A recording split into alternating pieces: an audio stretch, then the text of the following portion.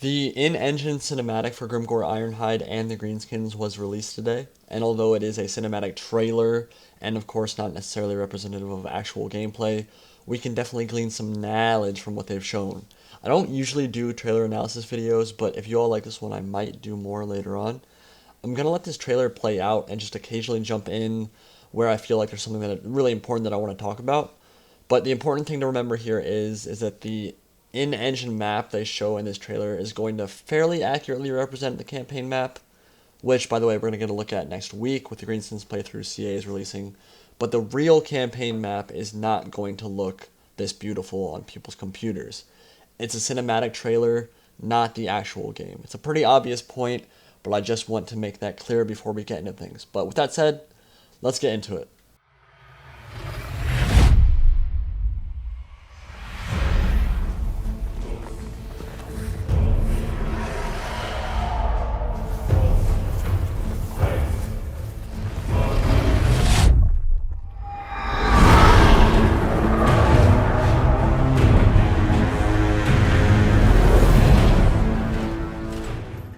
So this is actually a pretty big deal. It's already been hinted at a couple times in concept art, but Azhag the Slaughterer will be your second legendary lord for the Greenskins. You'll see him again later in this trailer, and none of the camera angles are perfect, and they don't come right out and explicitly say it's him.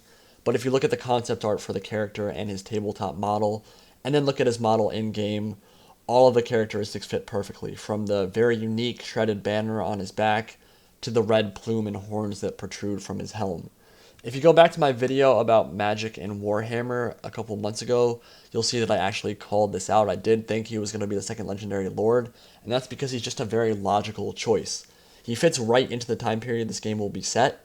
Karl Franz was crowned emperor in 2502, and Azhag was killed in 2515 at the Battle of Osterwald after invading Ostermark and the Northern Empire. He's a really interesting special character, namely because he unknowingly steals a crown containing a part of the famous necromancer Nagash, and this crown actually gives him access to very powerful dark magic and dramatically increases his intelligence and prowess as a battlefield commander. Instead of the usual greenskin horde rush tactics that most greenskin leaders employ, he actually executes very complex battle strategies like pincer tactics and ambushes. My thinking is that he'll probably play very similarly to Manfred von Karstein. He's going to be strong in melee and strong at casting magic, but excel at neither one of those. And I think with access to his Wyvern Skullmuncher, which I also assume will be in the game as well, he will obviously play very similarly to a von Karstein vampire on a zombie dragon.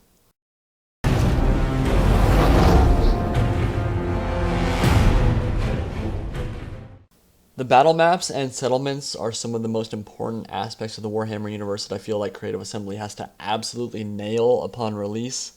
I'll probably be making a specific video about my desires for battle maps later down the line, but frankly I just found them incredibly lackluster in Rome 2 and Attila. I do not like the custom map selector feature at all. I just found a lot of the maps drab and dreary and boring and devoid of a lot of the geographical characteristics like cliffs and rivers and choke points that made Shogun 2 maps so unique. They were just like rolling fields and hills and forests. And that isn't really going to fly in Warhammer at all. Each region in Warhammer is very unique and interesting. It has very different looking settlements and geography in each of those provinces. So I like what I'm seeing right here a lot. It's dark and it's grimy and filled with fire and death and wooden spikes and greenskin iconography, and all of that stuff is everywhere, and it just feels right and it feels like Warhammer. And I really hope that that's reflected in gameplay and that each race and their settlements get such attention to detail. It's a very, very important part of the Warhammer universe in this game.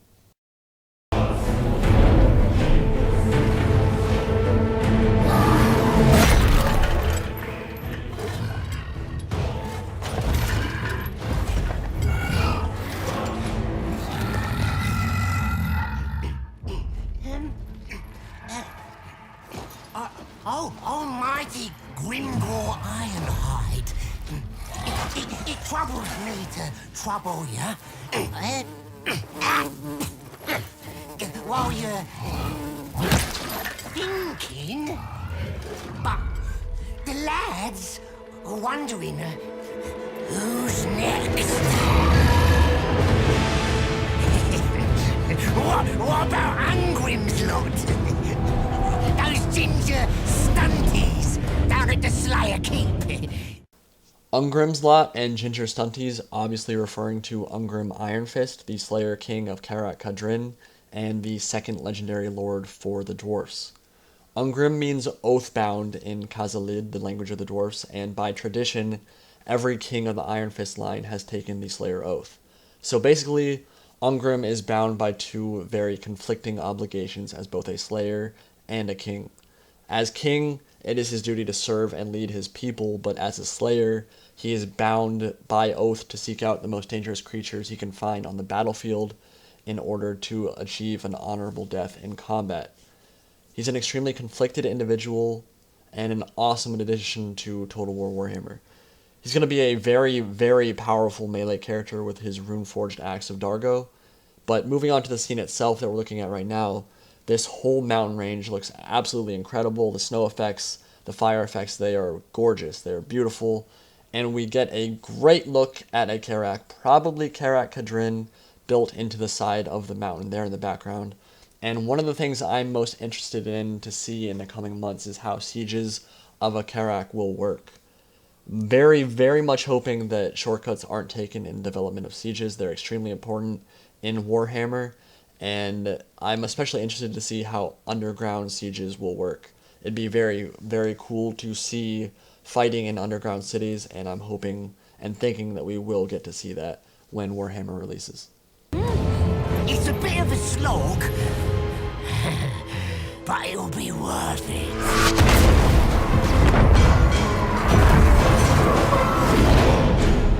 Umis then? I bet those pretty little cities burn. Here we get to see another image of Azhag on the left there. It's clearly him, but we also get our first look at Altdorf, the imperial capital and jewel of the empire, home to the Emperor Karl Franz. Altdorf sits at the joining of the Reich and the Talabek rivers, and what's interesting here is that Altdorf is not actually spanning the river in this image. In the lore itself, Altdorf is massive, and the rivers actually run through the heart of the city. So this might be a hint, what we're seeing right here might be a hint that as cities grow in population and architecture, they will become bigger on the campaign map as well, just like in Rome too.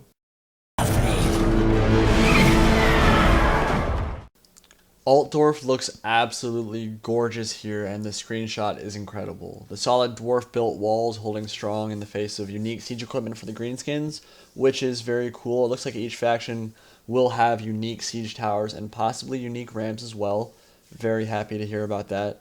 Of course, Doom Divers and Wyverns all over the screen here, as well as an Arachnarok spider that some of you might not have caught. It's actually trying to hammer down the gate, and this is actually a pretty important hint. It means that a lot of the monsters in this game can and will function like siege equipment. So Arachnaroks, Giants, and more than likely the Dragon Ogre, Shoggoth, Kolek, Suneater that you saw in the Chaos trailer, they will all be able to batter down gates and walls to allow armies to get inside settlements.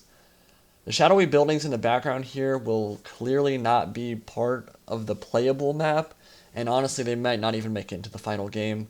This part of the video right here is by far the most technically impressive in the entire trailer, but it's also probably the part of this trailer that will be least reflective of the final product and actual gameplay.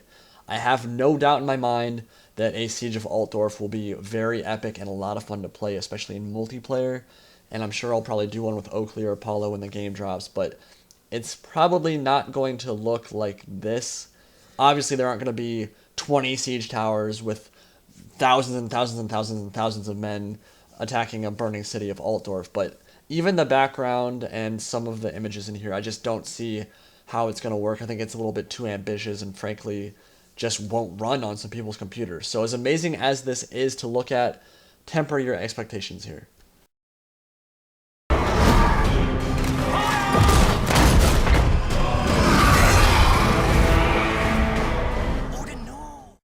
Beautiful. It's just beautiful.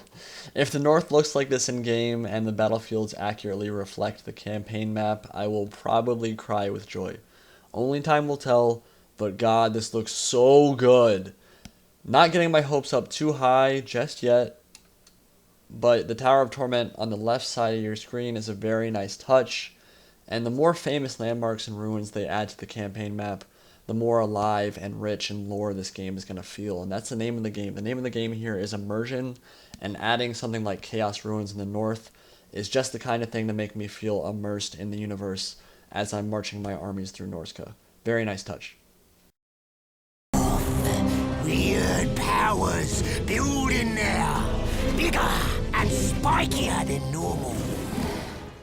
Here we get our first look at Chaos Warhounds. They're going to function very much like dogs in Rome 2.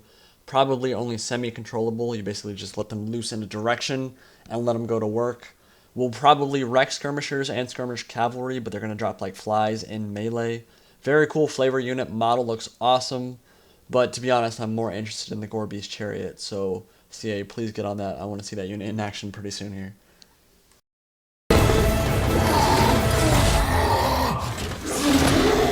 All indications point to the Warriors of Chaos being undivided in the first installment of the game.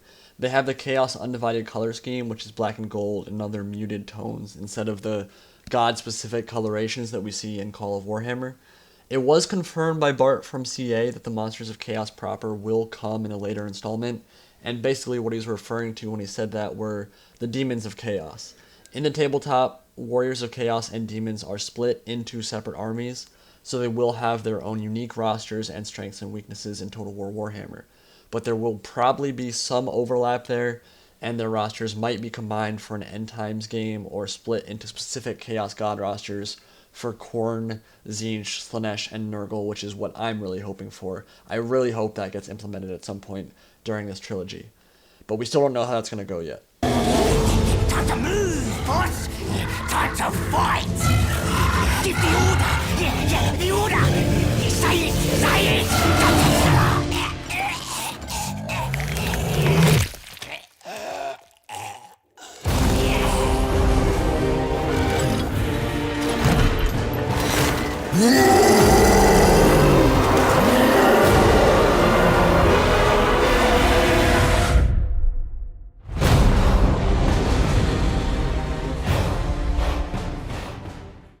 Well, they certainly got Grimgor down to a T in this trailer. Basically, he's just a horrifying melee juggernaut with anger issues, and his model looks fantastic in this trailer, as I knew it would.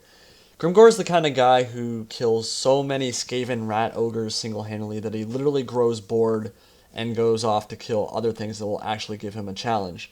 Mind you, rat ogres are mutated Skaven bigger than tanks, with biceps the size of Arnold Schwarzenegger, so he's kind of a boss. And I think he was a really, really good choice for a Legendary Lord for the Greenskins. He also kicked Archaon, Lord of the End Times, and the greatest warrior in Warhammer history in the balls and then knocks him unconscious with a headbutt. So he's very deserving of his own spotlight, and I'm very glad to see him in the game. Even though the Greenskins are not the faction I'm most excited for, I do think they're going to be a lot of fun to play. Let me know what you guys thought of the trailer, what you thought of Grimgor Ironhide, and what we saw. And other than that, I hope you guys enjoyed, and I'll talk to you all later. Andy Pride signing out for now. Peace.